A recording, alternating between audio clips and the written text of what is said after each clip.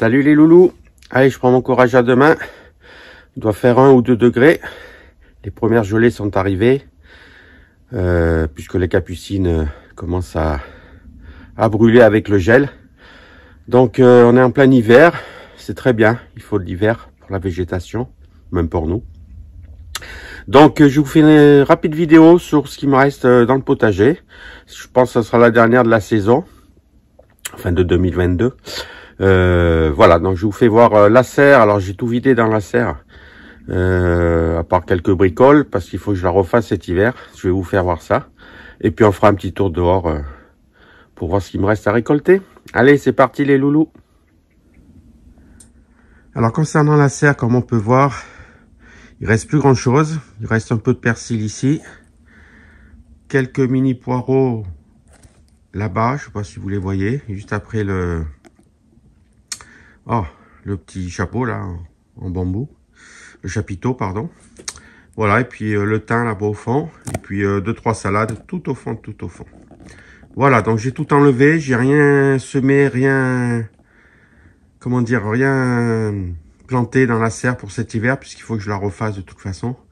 Et je peux pas, le temps qu'il va falloir pour refaire le toit, ça risque de geler ou de mal se passer pour ce qui aurait été dans la serre.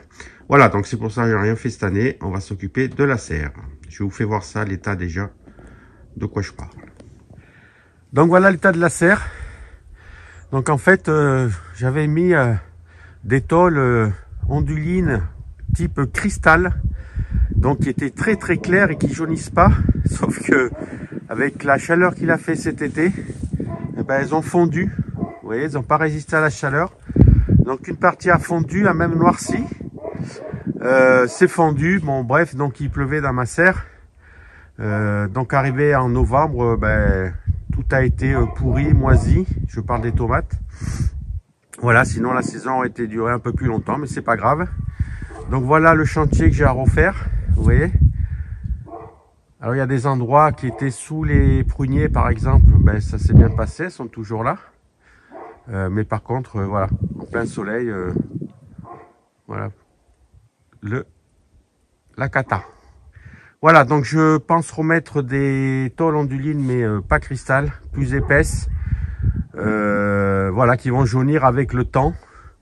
Mais ça m'amènera quand même de la lumière. Et au niveau chaleur, je serai plus embêté. Alors voilà, ça va coûter un peu parce qu'il y a quand même de la surface. Mais voilà, si vous avez d'autres idées, mais voilà, en termes de coût, je pense que c'est la meilleure solution. Voilà pour la serre. Donc voilà les capucines.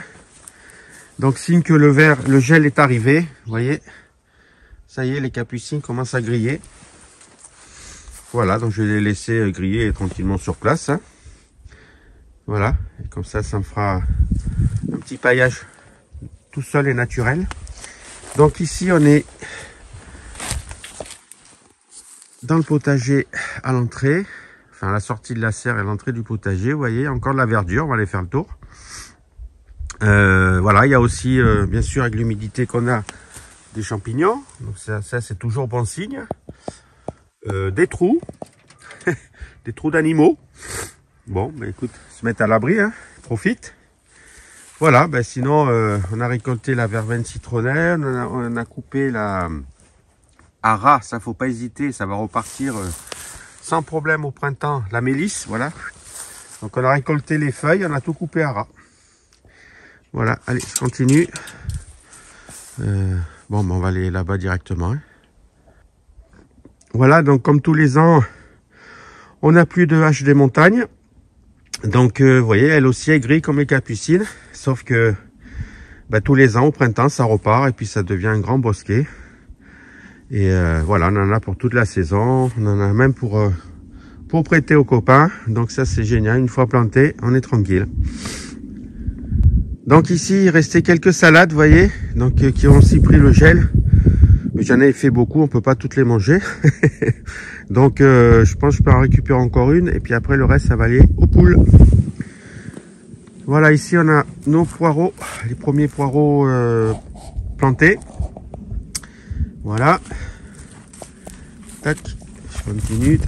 Alors ça c'est des choux-fleurs, mais le chou là il se fera pas, donc si ça passe l'hiver, ça peut se faire au printemps. Ici, il faut que je ramasse donc des brocolis.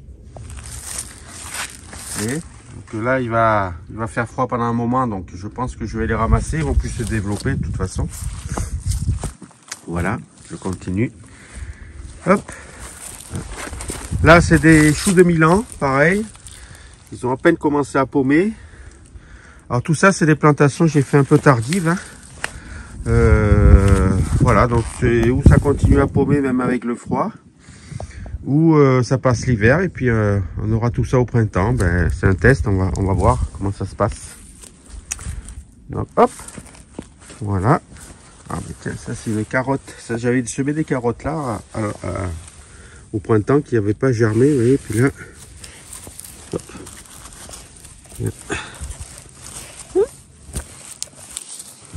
Ah. Ben voilà.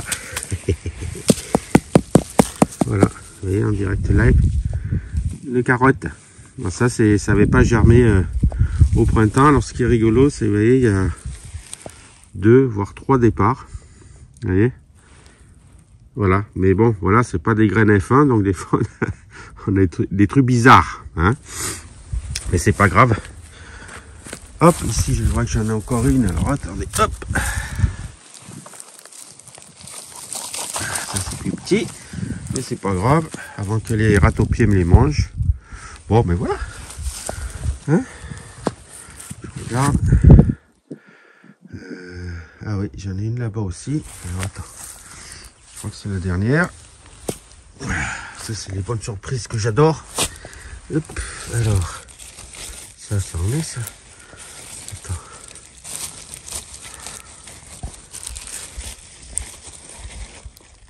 Oh, qu'est-ce que c'est ça? Non, pas ça. Elle est là. Oh, c'est pas bien grosse. Hop! Ah, si, quand même. Vous voyez? Top, hein? Mais voilà. On en a 3.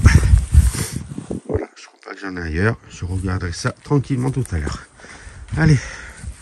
Poulette, elle va être contente. Et puis celle-là, elles ont une odeur concentrée, je vous dis pas. Hein. Alors, hop, on continue. Donc ici, alors ici. On a plein de choux, enfin plein, des choux qui se sont fait manger, ce qui est normal.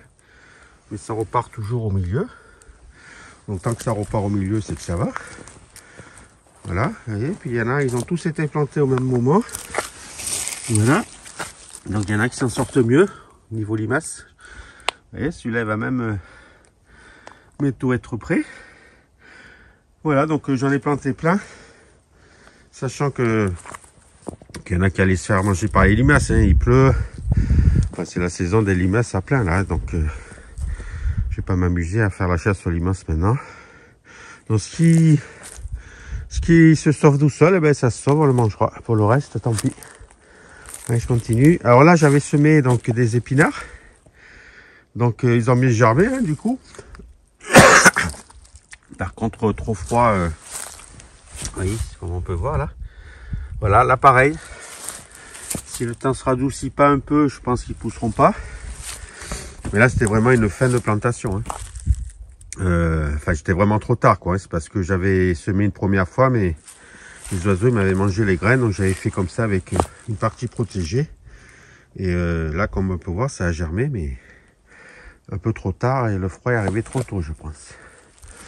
Voilà, ici, pareil, j'avais plein de salades, j'en ai mis tout le long, mais bon, pareil, on va en ramasser 10 pour en faire une belle, parce que de toute façon, ça va geler.